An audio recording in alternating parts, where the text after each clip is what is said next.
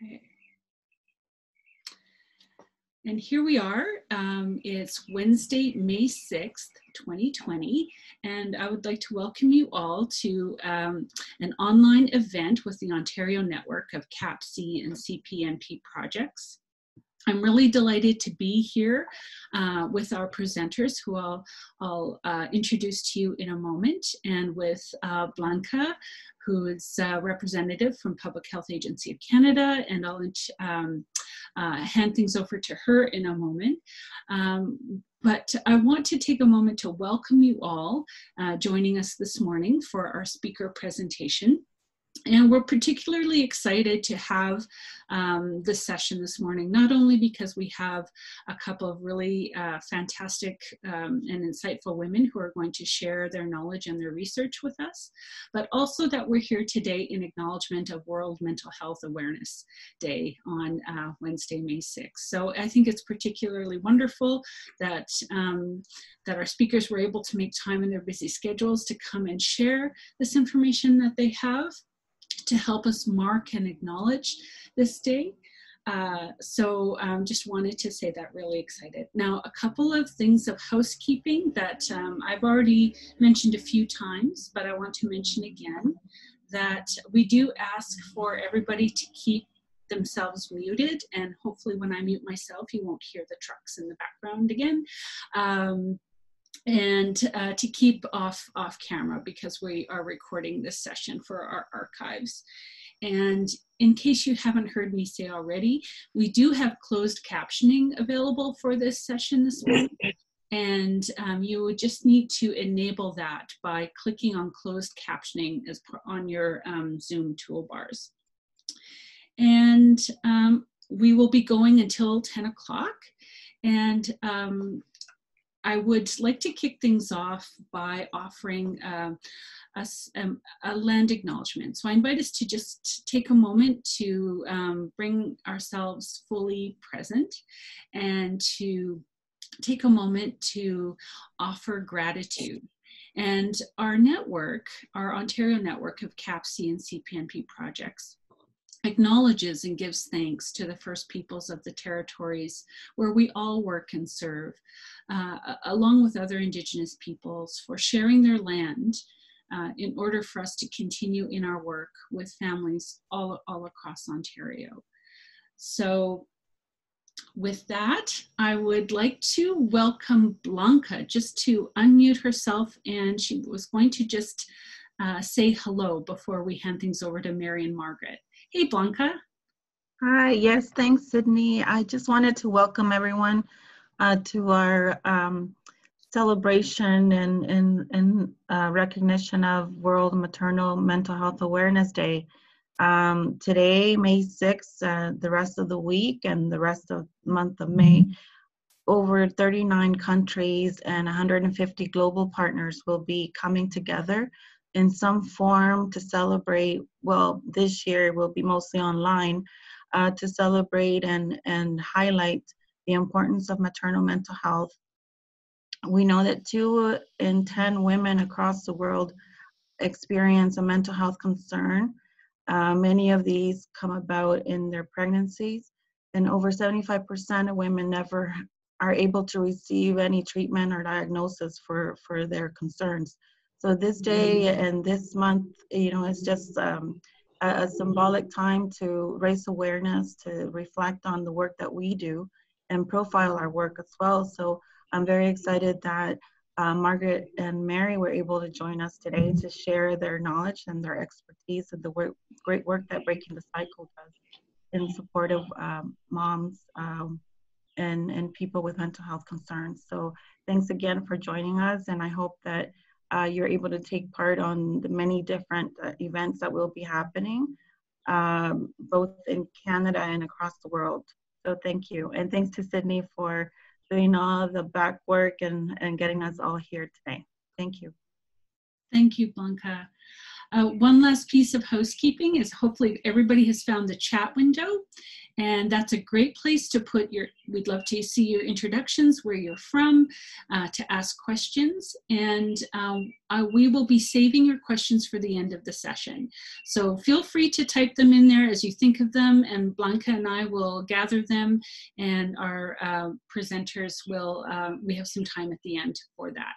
So with that, I think that's the end of all the chitter chatter I need to say. I'm going to stop sharing my screen, and Margaret, we're going to get you set up sharing your screen, and then we will make sure you're good to go.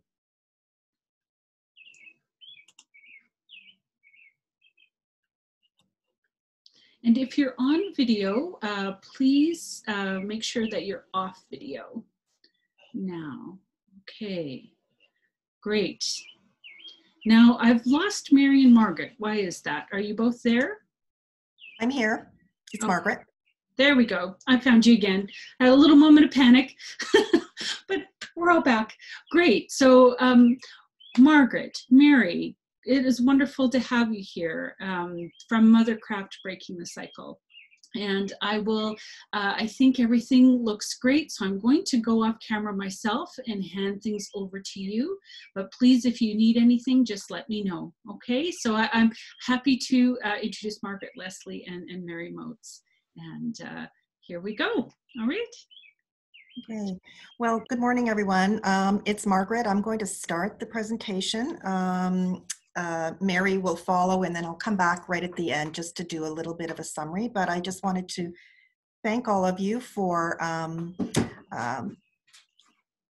being here, and thank also Sydney and Blanca for the invitation to join you this morning. It's just a real pleasure to be able to share World Maternal Mental Health Day and Month with this group of professionals and providers, and to think about and honor the work that we all do together to support families with mental health challenges.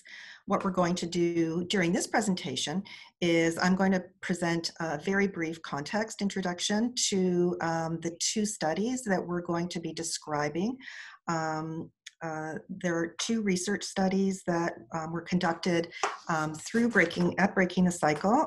We're going to review them, and the studies emphasize the importance of working in and through relationships to support women and mothers who have infants and young children who are struggling with mental health difficulties and who themselves are experiencing challenges, including maternal mental health. So just by way of a brief overview and context. So Sydney, this just isn't moving like it did. Oh, hello. It's not advancing. Oh, okay. That is a quick, maybe if you stop sharing and reshare again. Let's try that.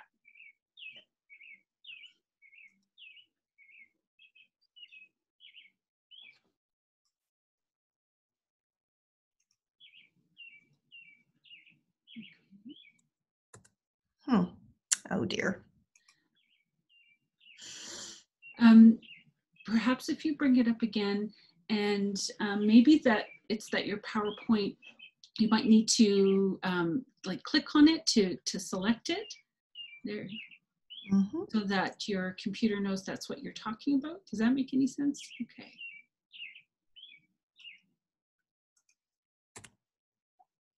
Whoa. So sorry. That's this okay. This worked when we tried it. But you know, Margaret, I bet you now if you clicked on your second slide right there and click on it, we can see it. It works, it's functional. We just don't see it in the presentation mode. But if you're okay with that. Yeah, well, let's carry on this way if that's all right. Yeah. Okay.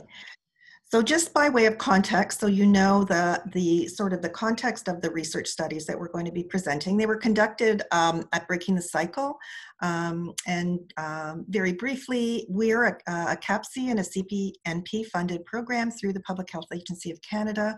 We're an early intervention program that promotes the mental health of infants and young children who are at risk for poor mental health outcomes, due to maternal substance use and due to issues related to maternal substance use, including maternal mental health problems, exposure to interpersonal violence, poverty, and other issues.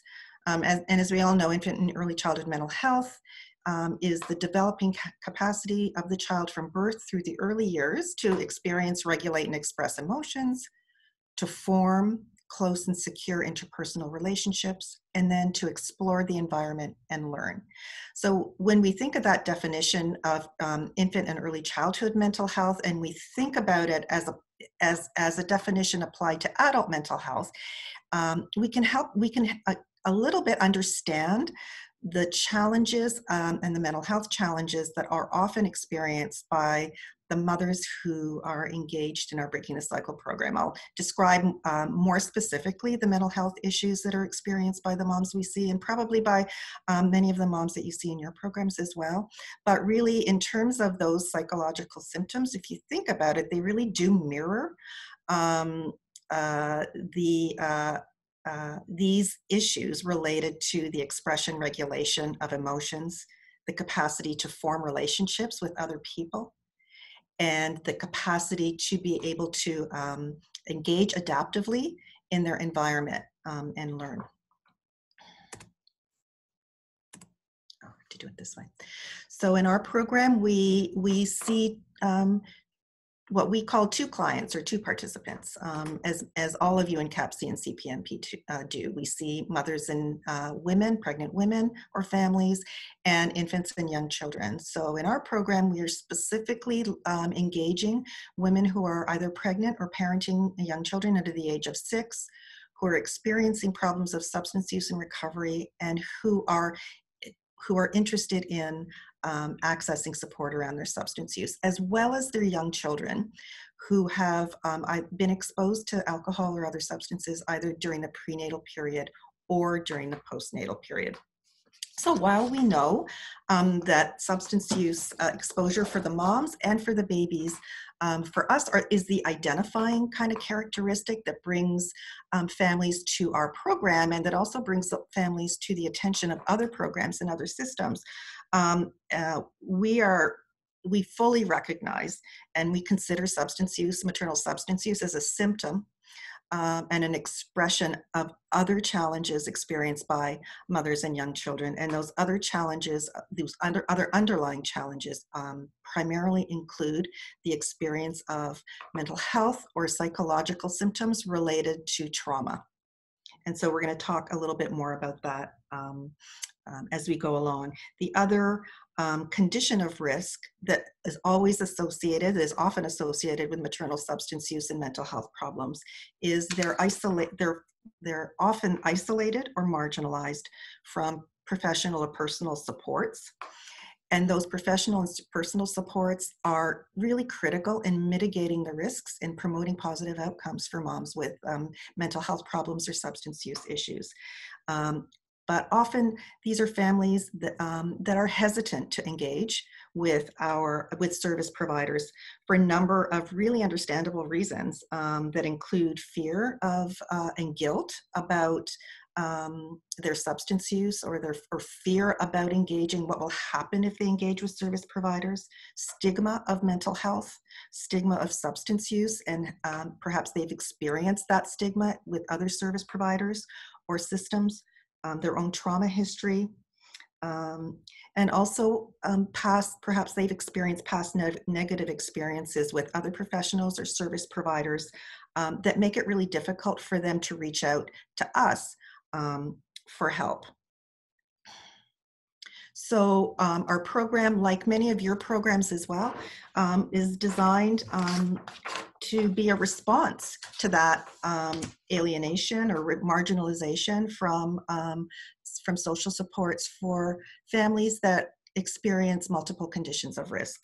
And so Breaking the Cycle really was a response to that isolation, and for families with substance use and mental health problems, and for families that were isolated from this, and a recognition that they're isolated from the social determinants of health, and that presents barriers for them to access services that will help them be more successful in parenting, in mental health, and in child development. So our program, like many of yours, was designed to be welcoming, safe, and trauma-informed spaces that could engage more vulnerable families in our communities. So, like all CAPC and CPNP programs, we deliver our program through a partnership of a range of agencies in our community and that are relevant for our participant population. It includes child welfare, addictions, adult addictions and mental health, pediatrics, corrections, midwifery, and others. And through that partnership, we deliver a range of services, both in a single access setting, so on like in a bit of a hub setting, as well as through home visitation and through pregnancy outreach, through street outreach. And like I'm sure many of your women and families that you see in your programs, we also recognize that the complex conditions of vulnerability and risk that the families that we see face, and that maternal mental health and history of trauma are part of that, but they're not, and substance use, they're not everything. So, but what we do know about the mental health issues of the families that we see in our program is that the women that we see have very high rates of maltreatment and trauma that began in their own early childhood experiences. So their history of trauma began in their own early childhood or childhood periods. They have a significant history of substance use in their families of origin. They've experienced discontinuities of relationships that began in their early years. And those discontinuities include multiple placements with multiple caregivers and including placements in foster care. And those discontinuities of relationships often had to do with the fact that their own parents were struggling with substance use and mental health problems that made it difficult for them to ensure safe environments for their children. We see in the group of participants that we serve at Breaking the Cycle very high rates of maternal psychological symptoms that are underneath their substance use problems. So even when those substance use problems begin to become resolved, we still have those underlying mental health issues to address. And those symptoms include primarily depression, anxiety, post-traumatic stress disorder, high rates of suicidal ideation and attempts, eating disorders, borderline personality disorder, bipolar disorders, diagnosed or undiagnosed. And so we recognize very clearly that those are that those symptoms and those challenges are trauma related. They stem from from the mother's own early childhood experiences of maltreatment and interpersonal violence that have often persisted then in other relationships as they have grown older and into their adult interpersonal relationships. And so maternal mental health issues are really areas that we respond to in our programming and are trying to understand more.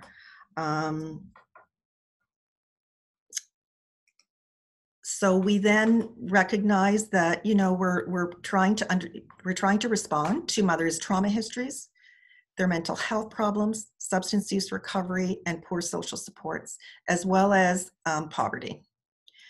And at the same time, as she works to parent and effectively a child who may have, because of the child's exposure to substances, in the pre and postnatal environment, a more difficult temperament for the mom, poor regulation, there may be health problems as well as developmental delays.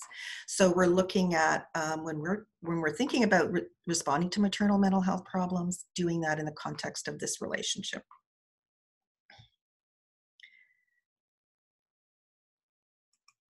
And using a number of frameworks that are all relationship-based to do that. So attachment theory, the baby and the caregiver, developmental theory, the baby's characteristics, as well as the characteristics of their environment, the relationships between agencies and systems that are so important for the outcomes for families, and then the relationship of the participants that we see to their historical trauma, related to trauma experienced by previous generations, but that affect and that have been transmitted across generations to the participants that we see, and that can help us understand those traumas. Okay, so I think I'll hand it over to Mary now to talk about the two studies. Thanks, Margaret. Sydney, I'm just wondering, I know that there are a few polling questions that we had given you, and I'm wondering if you would run the first two of those polling questions right now. I can. Okay, so Mary, the one, do you want to start with the percentage one? The one of percentage? Yeah, that would be great. That just helps us to get an understanding of other people's experiences. Okay, do you want to, okay, I will run it, and if you want to describe the question, then that will be good. Okay, so launching poll. Amazing. So hopefully everybody sees it. So Margaret and I were really interested to understand in the work you're doing in CAPC, CPNP, and other programs, what the proportion of mothers are that present with mental health difficulties. So just wondering if people could give us some feedback for that, and we can see what the percentages are for the audience as well. Okay, so far I'm seeing that almost half the folks have voted, so we'll just give them another moment. Sure. And if you could respond to the poll here, and we will then share the results. Just looks like a couple more. I think we're close to 65% of people voting, so I think, oh, a couple more. All right, you've got one more moment to vote, and then I will end the poll. Okay. All right, so I get to end the poll, and then I will share the results. So hopefully you're seeing the results. Are you, Mary and Margaret, and everybody? Yeah, for sure. So it looks like for about 40% of people, just over 40%, that they see, you know, over half of the mothers they see present with mental health difficulties. As a good psychologist, I'm always excited when the data results look like a normal curve. So that's good fun for me. But that's, you know, that means that people are seeing a lot of mental health issues in their programs. Yeah. All right, so I'll stop sharing that. Yeah. Do you want me to launch the other poll right now? Don't mind. Sydney will do one more right now, and then I'll hold the other two for after. I want to let you both know, though, I made a decision when I created this poll to allow people to choose more than one option. Amazing. So I didn't know if that was available, so I didn't know either, but apparently it is. Okay, I'm launching this poll. There you go, Mary. Okay.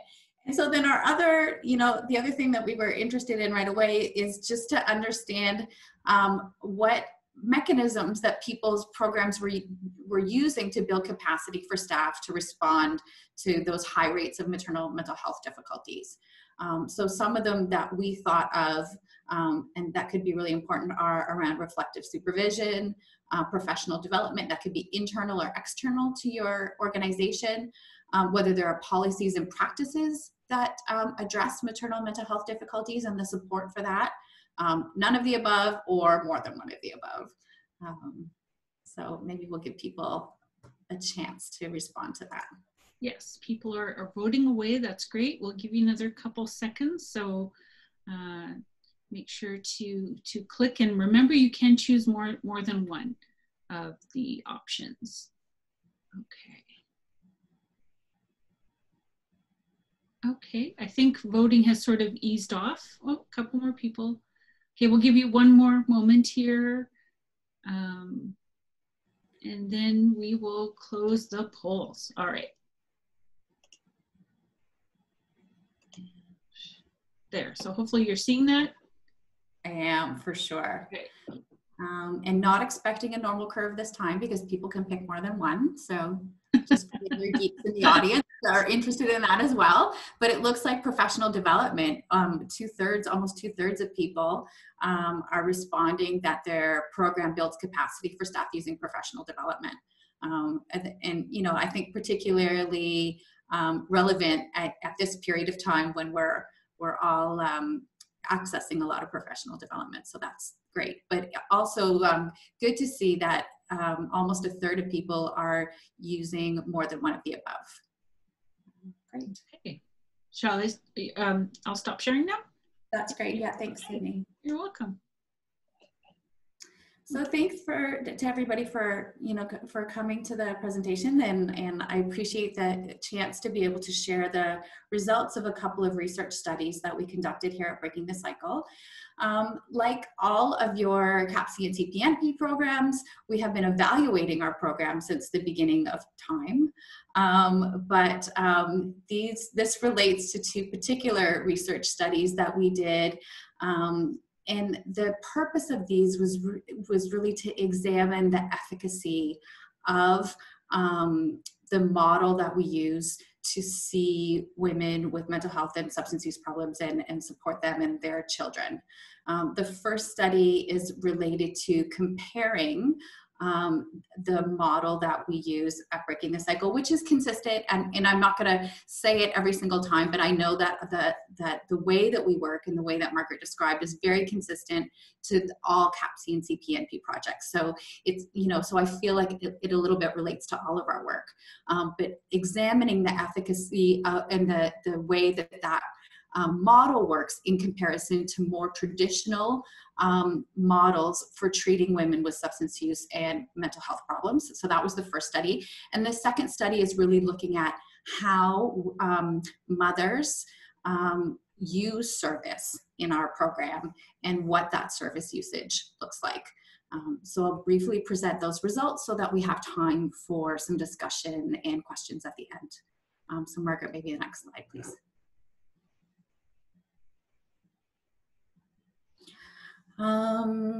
So just, very briefly, historically, when we think about what interventions have looked like for women with mental health and substance use difficulties, it had been more based on models that were developed for a male population and really based in that framework, or that 12-step, I would say, framework, where people would come together into a room, sit in silos on their own, may or may not have any understanding or relationship with anybody else in the room, talk about their difficulties, but not necessarily relate those to other aspects of their lives, and especially not relating it to their role as a mother and any support around that parenting role or around their children.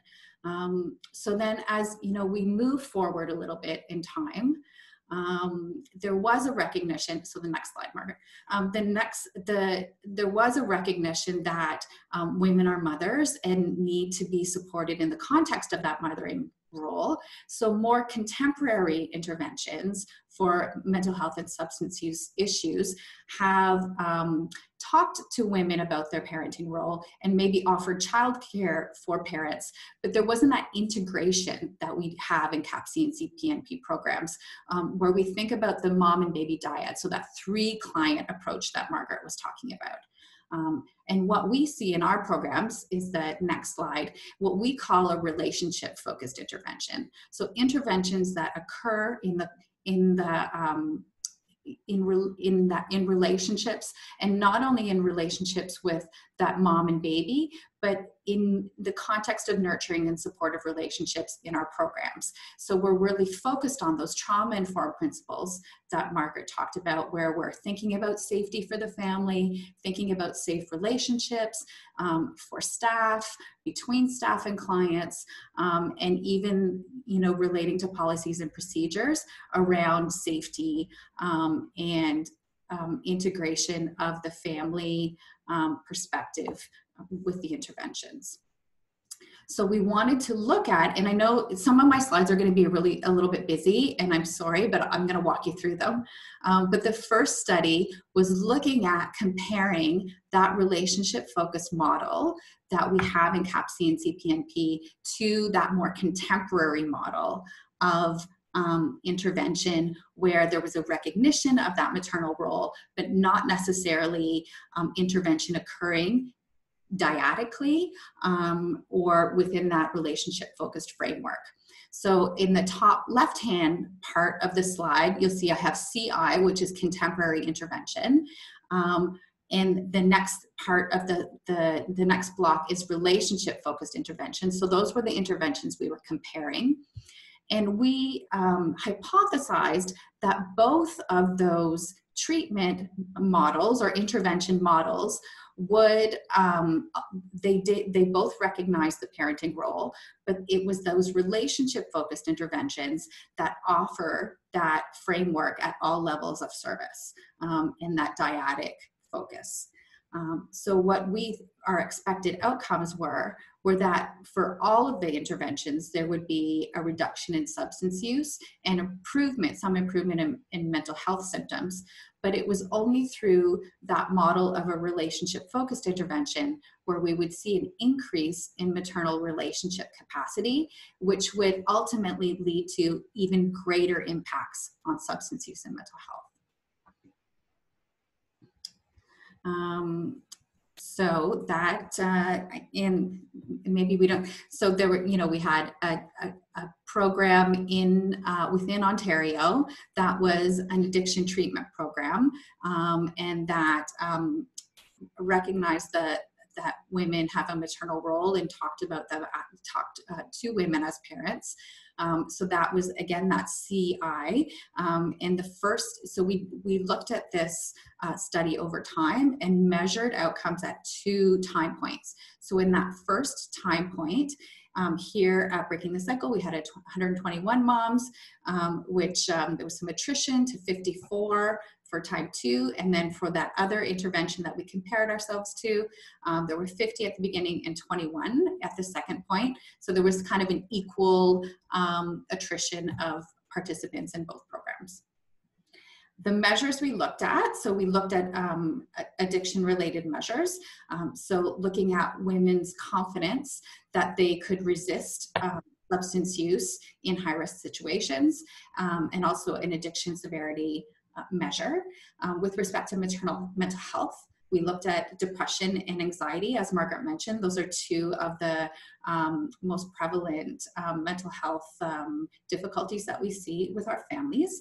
And then in relationship capacity, we use the adult attachment scale, which looks at women's comfort in relationships, their anxiety about being in relationships, and their feeling like they can depend on other people in relationships, as well as a scale that looked at their perceived social support from both family and friends. And so I'll just briefly look at some of the results, and I won't go into every single result, but when we looked at the addiction measures, so that relationship-focused approach is in pink and the comparison group is in blue. So when we looked at confidence to resist using substances in high-risk situations, you can see that the slope of the pink group is going up at a greater rate than the blue. So that, you know, the women in that relationship-focused approach were able to feel more confident over time that they could resist substance use. And then consistent with our hypothesis, what we found is that both groups were reporting less addiction severity over time. So those results were fairly consistent with the groups. But what was really fascinating to us and really significant was that the differences between the impact on maternal mental health. Here, the relationship-focused approach at Breaking the Cycle is in the orange or yellow, and the comparison group is in blue. So you can see in both cases that there is a significant decrease over time in both mental health presentations in the relationship-focused approach, and not really any significant difference at all in the comparison group. And then finally, with respect to both the adult attachment scale and the perceived social support scale, the pink again is the relationship focused approach, and both of those are increasing over time, whereas there's very little change in the control group with respect to relationship capacity. So, we took those results to really indicate that the relationship focused approach that we use in CAPC and CPNP is extremely supportive for mothers who have substance use and mental health difficulties. And that approach that we all use, which it integrates the whole family constellation into the intervention and really looks at a trauma-informed framework in supporting relationships, is very effective for these families. So I will move on to the second study, but Sydney, I'm wondering if we could do those last two polling questions before I start that, so I can just have a break from talking for a sec. Yes, of course. So with these last two questions, Mary, I'm going to simply paste them in the chat box and invite people to type any responses. So the first one, to give you a break from talking, is, I'll read it out here. What is the primary barrier in responding to mothers' mental health challenges? So you should see that in the chat box. I pasted it there, and I'm assuming Mary and Margaret, you're just welcoming people to jot down a couple of thoughts that they might have. So please take a moment and consider and share what your thoughts are in terms of primary barrier that you might face in your work. So hopefully, I don't know, Mary, are you seeing the chat? Yeah, for sure. I'll let you. Yeah. Mm-hmm. Yeah. Mm-hmm. Building trust takes time.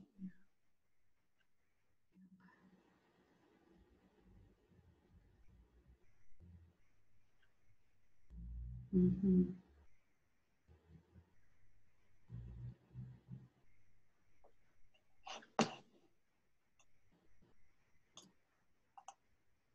Margaret, did you want to respond to some of those? I know we're not surprised at the things. You got your mute on, Margaret.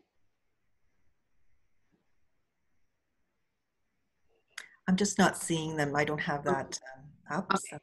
So I mean, I don't think that we'll be surprised by a lot of the comments, but buy-in, lack of social or local supports, stigma, lack of resources, building trust takes time, asking people to participate, a lack of resources, comfort with staff, wait lists, availability of individualized supports, lack of supports, fear, low self-worth, trust in services, fear of child welfare, apprehension, hard to get supports. So a lot of trauma, yeah.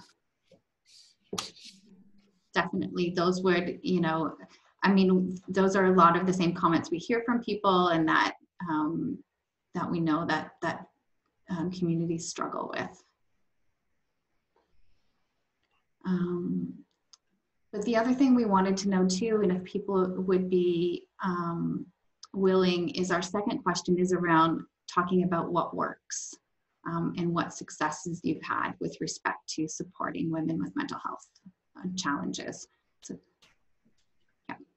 yeah, I put it in the chat there again for you, Mary. What has been the most helpful strategy or mechanism in responding to mothers' mental health challenges?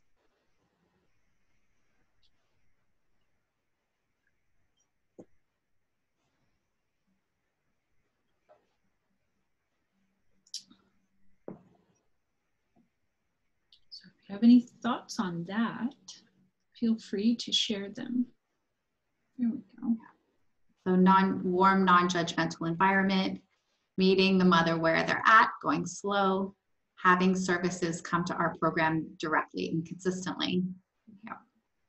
Trauma-informed care. Oh, the Connections group. Thank you, Maureen Hampton. A gentle approach with consistency, building relationships with mom. Yeah. All those things that CAPC and CPMP programs are really good at. Regular contact and check-ins, referrals, meeting people where they're at, resourcefulness, ability to develop relationships with the mom, and asking about mental health. Yeah, these are all great. Yep, validation, amazing. Thank you so much, everybody. Healing for the entire family. Yep, for sure, for sure. So maybe what I'll do is launch in a little bit to the second study. And then just so a reminder, so the first study showed us that we felt like the model that we are using is really effective. But what we wanted to sort of understand a little bit better was how mothers were using service and how this service usage related to the outcomes that we were seeing. So just kind of exploring service usage and engagement a little more in depth, excuse me. So what we did for this study was a retrospective file review. So instead of doing those pre-post measures, we took sort of the same sample of women, but went back into their files and did an examination of their service use and some related variables. And the way that we looked at service use was in actually 4 different ways. We looked at duration of service, so just purely the amount of time families had attended our program. Frequency of service, so the number of times they came to the center. Frequency as a proportion, so the number of times they came to the center versus the number of appointments they had, so sort of that percentage of appointments attended. And then the last thing was range of service, so how many different services did they use at the center. And then the engagement and outcome variables that we identified, where we wanted to look at the impact of treatment readiness to come to service and early engagement. So whether we were engaging families in the prenatal period and that they continued their service with us versus families that came initially postnatally. We wanted to understand what the reasons were for ending service and if that had anything to do with attendance. And whether attendance was related to who had custody of the child when service ended, and whether custody had changed over the duration of service. So whether it had changed from the mom or to the mom while the families were in service. And then finally, we looked at some ratings from our counselors here with respect to women's addiction status, their parenting, and the child's development. This is extremely busy, and this actually, sorry, the next one will get worse, but this one is where we looked at, I just wanted to show a little bit that when we're talking about the services, how we categorize those services, because we wanted to understand what service use looked like with respect to the types of service that we offered. So we divided our services up into services that we offer primarily with the woman in mind. So her own counseling supports, probation appointments, groups that are based on addictions and mental health issues for women where we don't have children in those groups. And then there were services that we have that are parent-child focused. So that's our home visiting component of our program, any parent-child counseling and groups that occur within the context of center-based service, as well as our pediatric and medical appointments that occur in our FASD Diagnostic clinic. So that was sort of one way to look at service use. And then the other one was whether it was an individual service or a group service. And just seeing if there was any differences in the way that women use those services over time. This is the one that gets busy. And so I'll apologize, but it's, so you have the references for these studies and you can go and read all about them later on if that's of interest to you, but I just wanted to give some of the charts that were in the study, and I'll show you what parts of those to attend to.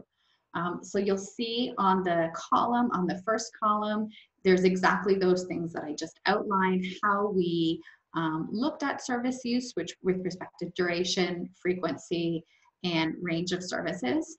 And this slide looks at referral source. So where were moms coming from, and what was where did the referrals come from? So mandated is the first one, and those are referrals that would have come from mandated services like courts and child protection services. The second one is healthcare professional services. So that's really broad, but that could be anything from, they were referred from a physician, a community health clinic, an addiction related service. So any of those medical or healthcare related services in the community. The third one is self-referral. So those are women that would have heard about our service from somebody, but were not necessarily recommended to come to Breaking the Cycle by someone specifically. It could have been they read about us online, that they heard about us from family or friend, or maybe read a pamphlet in an office. And then finally are women that came to Breaking the Cycle initially as a result of their engagement in our CPNP pregnancy outreach program. And just generally, I would say that about a third of the families that we see at Breaking the Cycle for CAPC or postnatal services come from pregnancy outreach. A third come from that like healthcare and self-referral, and then a third come from through child protection and other mandated services. So you can see, oh, sorry, not still the same one, Margaret. So if you look at the numbers, that you can see that for women that came to Breaking the Cycle through pregnancy outreach or through CPNP, that all of their numbers are bigger than all of the other numbers. So they used service longer, they came to more appointments, and they used a greater range of services than people that came through any other means of referral. And most of those differences were significant. So if you look at, if people are interested, the little subscripts, the A, B, C, D beside the numbers, if you look across one column, an A and an A are a significant difference between those two numbers. So again, with that pregnancy outreach column, most of those numbers are significantly different. The only one where we don't see as many significant differences is with respect to proportion of services. So it's, you know, it's almost like it's not necessarily about them coming to every appointment that they're scheduled to come to, but it's more about that length of relationship and the use of different types of service. So now the next one. In this slide, we're looking at reasons for ending service. So for us, reasons that parents leave or graduate from service are related to meeting service goals. Some moms leave because they're starting school or employment. Some are referred to other counseling services. Some move out of the area, so they're not able to attend programming due to distance. Some women are incarcerated. Some women have their parental rights terminated. So we actually do continue to see families if children are in foster care or in alternate care placements. But it does change once there has been a legal decision to terminate parental rights. And so that's what that column is about. And then the last one is where there's just been a disengagement in service. And so for this slide, you'll see again that the largest numbers and the most use of service are related to women who have met their service goals. So again, those families are staying in service longer, they're using a greater range of service, they're coming to the center more often, even if that doesn't necessarily mean that they're attending all of their programs in a more significant way than other families. And then the last overwhelming slide that I'm going to show you is looking at custody at the end of service. And this will show us that when moms have custody, so when service ends and the mother has custody of her child, that those are situations where they have used more service. So service delivery is related to that outcome as well. So I'm not sure, can you just flip to the next one, Margaret? I'm not sure where I sort of went. Oh no, that's you, the last one. Okay, so so maybe what I'll end by saying is that what these results really said to us was that that outcomes can be really positive for women with mental health and addiction issues when they use relationship-focused programs like CAPC and CPNP, that it is even better when there is that continuum of service between CPNP and CAPC, so that we're able to engage families in the prenatal period and continue that work into the postnatal period. And that really what our families need are long-term services where they have that opportunity to develop relationships with us. And so it's about being able to keep families in those long relationships in a variety of ways. So it's not all about one clinician or one counselor or one program, right? They need a variety of services. And maybe that we don't have to worry so much about their attendance, that they don't have to come to every program, but it's maybe about more that length of relationship and the variety of relationships as opposed to, you know, that level of detail. But that I really feel like these two studies support the efficacy of the CPNP and CAPC model. So I'm going to turn it back to Margaret to finish up, and then we can have some discussion.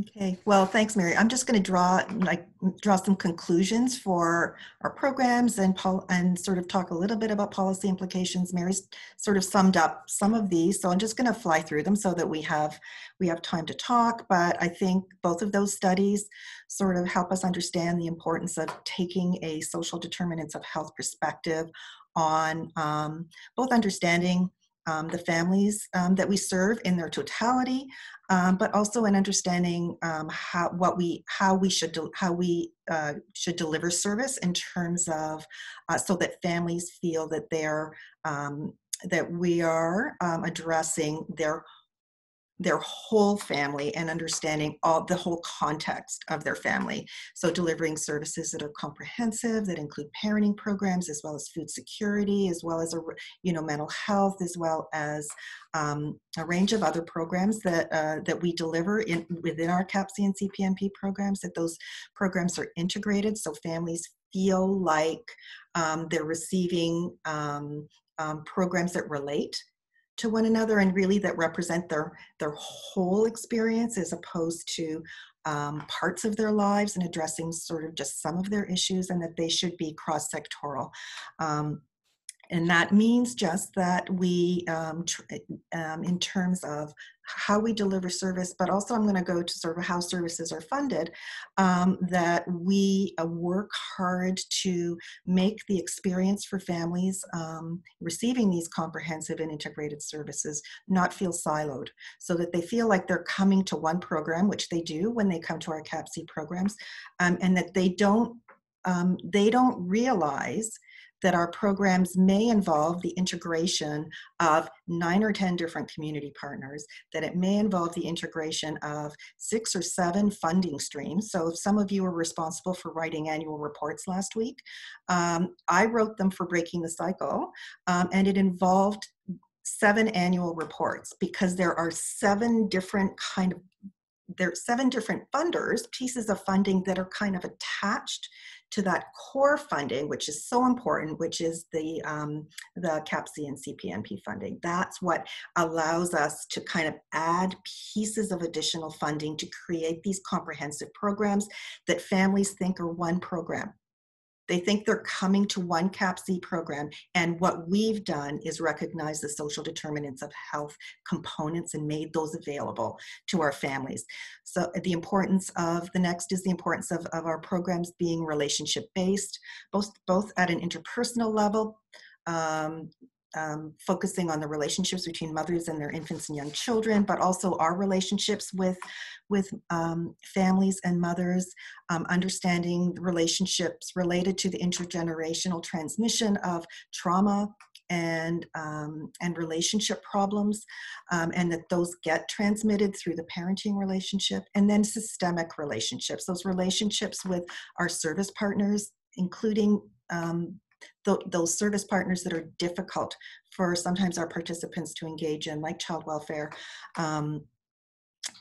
maybe adult mental health, to be able to facilitate. When we have good relationships with those service partners, it helps our participants engage in a more trusting way with those service providers that they sometimes need to have relationships with. I want to say one more thing about the interpersonal and the relationship-based as it relates to maternal mental health, and that is, when we have participants, families, mothers in our programs that we know are struggling with mental health problems, how much we can do, even those of us who are not trained mental health professionals, to support those mothers in our programs.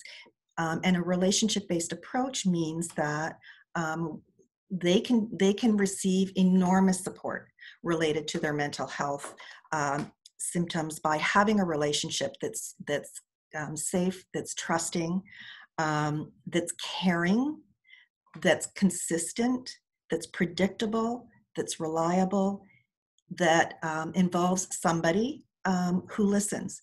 And staff in our CAPC and CPBNP programs are those people who may be the first people that a mom with a mental health problem encounters. And when she experiences a relationship like that with someone in a community-based program, it helps her be able to make another relationship with perhaps another mental health professional and accept that in an easier way. Our programs, the importance of delivering programs that are trauma-informed, that offer safety and security in both our physical spaces as well as in our relationships, and really just assuming that all of us have experienced trauma in our experiences, certainly the families that we see in our programs, and that to treat everyone as if they have trauma-informed approaches. Recognizing the importance of culture and language and the implications for the recognition of that, for the healing of participants, the continuity of care from prenatal to postnatal, the importance of engagement during the prenatal period and the power of that for longer term outcomes for mothers and for children, but also to recognize, specifically related to maternal mental health, that for mothers who have maternal mental health problems and who may be receiving treatment for their symptoms, that oftentimes that treatment may change during the prenatal period. Sometimes mothers themselves make a decision to discontinue medication. Sometimes they receive advice from physicians to discontinue medication that has maintained their mental health stability. And that often serves to create challenges in functioning and adaptation at a time when moms are getting ready to sort of take on a whole new task around parenting. So making sure that we recognize that we share information between prenatal service providers and postnatal service providers, so that when the baby is born, we can understand what worked for that mom before the pregnancy.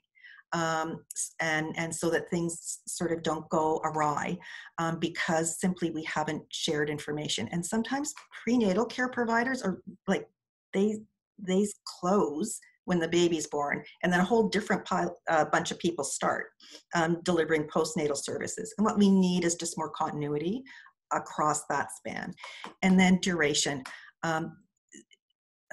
Brief solution therapy treatments do not work for families who have experienced trauma and intergenerational trauma. Healing takes time, more is better, and that thankfully,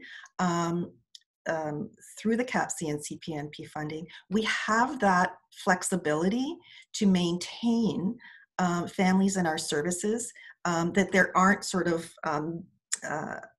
restrictions around time frame other than the 0 to 6 period. So it's a longer period of time for us and for families to be able to build relationships, and then to use our relationships to form relationships with other service providers that they need, that they may need as well.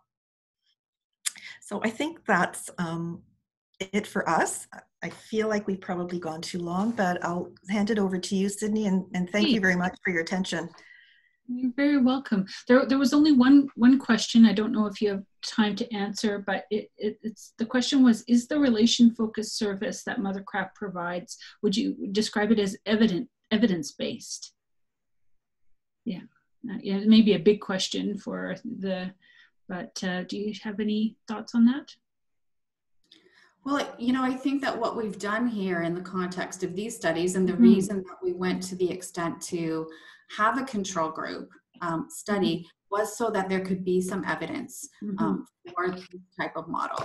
So we're feeling like, you know, I know that there's, depending on your definition of evidence-based, and that there are different levels of that kind of research, but I think that there is solid evidence that this approach works, and that, you know, that although further research is needed maybe for that gold standard for evidence-based, that I think that we know from our clinical work, from our support work with families, and from the research that we do here, and also that's been done in other places, that there is some solid evidence that this is the right approach for families that we see.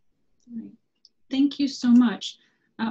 Margaret, I know you may have to jump off. If you do, feel free to do that. I want to thank you for your time this morning, you and Mary both. It's been really great to have you here.